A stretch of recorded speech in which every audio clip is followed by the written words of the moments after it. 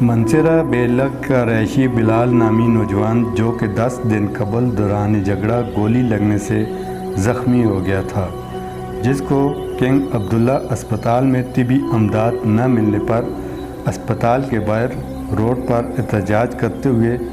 جبکہ زخمی کے جاننے والوں کے مطابق کنگ عبداللہ اسپتال میں ان کی زخموں کو کسی قسم کی کوئی طبی سہولیات نہیں دی گئی، جس پر انہوں نے اسپتال کے باہر احتجاج کیا ہے۔ دوران ہی کنگ عبداللہ اسپتال احتجاج کرنے والے زخمیوں کو واپس اسپتال لے گئی، جبکہ اسپتال ذرائع کے مطابق کنگ عبداللہ اسپتال میں طبی سہولیات فقدان کے باعث مریضوں کی جانب سے اس طرح کے احتجاج و اسپتال سٹاف سے جھگڑے معمول بن چکے ہیں۔ اس موقع پر اسپتال میں آئے مریضوں اور عوامی سماجی حلقوں سمیت اسپتال سٹاف کی جانب سے منصیرہ کنگ عبداللہ اسپتال میں